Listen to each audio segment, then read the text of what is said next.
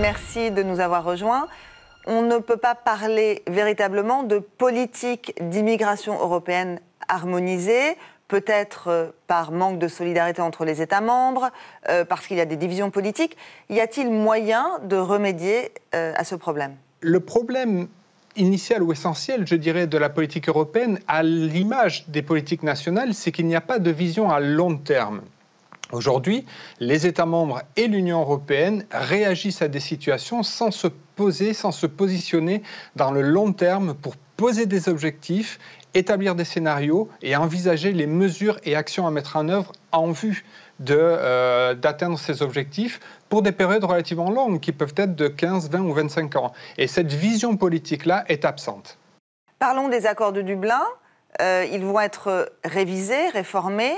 Que peut-on attendre de cette réforme ? Le prochain Conseil européen, c'est-à-dire la réunion des chefs d'État et de gouvernement de juin 2018, devra donner un ensemble d'orientations sur la continuation ou sur la poursuite de la modification du règlement Dublin. Or, aujourd'hui, nous sommes dans une situation de blocage, si ce n'est de division entre les États membres de l'Union européenne, entre ceux qui demandent plus de solidarité et ceux qui refusent d'accorder plus de solidarité. Or, le règlement de Dublin, c'est véritablement une question de solidarité. Comment est-ce qu'on fait pour aider les États membres de l'Union européenne qui sont en première ligne, comme la Grèce et l'Italie, pour alléger leur système d'asile. Et sur ce terrain-là, il y a encore des divisions profondes entre les États membres de l'Union européenne et il n'est pas certain, à l'heure actuelle, que l'on arrive à obtenir un accord des chefs d'État et de gouvernement sur une révision de Dublin. Parlons de cette distinction qui est faite entre migrants économiques et politiques pour filtrer justement les demandeurs d'asile. Est-ce que cette distinction est pertinente ? Les catégories juridiques sont ce qu'elles sont. Les personnes qui peuvent prétendre à l'asile ou ce qu'on appelle plus généralement la protection internationale sont des personnes qui fuient avec raison des persécutions. Donc les personnes qui fuient par exemple un conflit armé sont des personnes qui normalement vont pouvoir bénéficier d'une protection internationale de l'asile. Les personnes qui ne tombent pas dans cette catégorie tombent dans une catégorie beaucoup plus large qui est celle du bon vouloir, si on peut s'exprimer ainsi, des États de les accueillir ou pas. Et en réalité, les distinctions existent aujourd'hui sur ce fondement-là.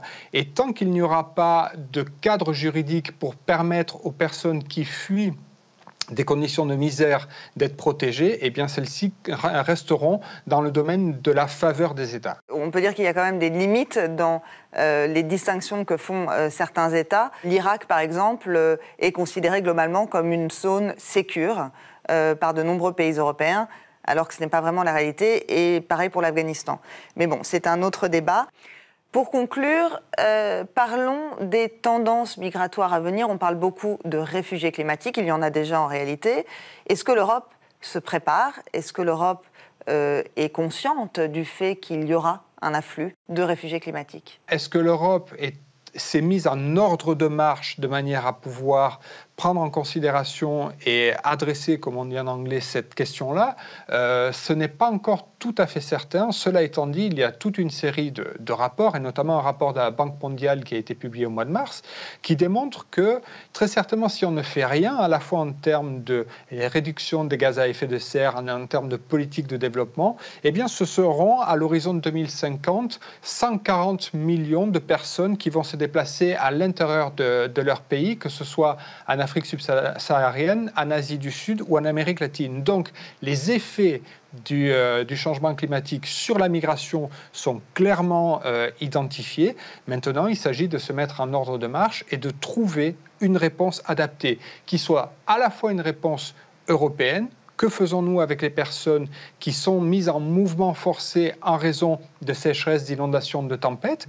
Et que faisons-nous au niveau de la communauté internationale pour se poser la question de savoir est-ce que les réfugiés climatiques sont éligibles à un statut juridique qui les protégerait? Et ça, c'est une question qui, à mon avis, va être à l'agenda politique encore pendant de nombreuses années. Merci beaucoup.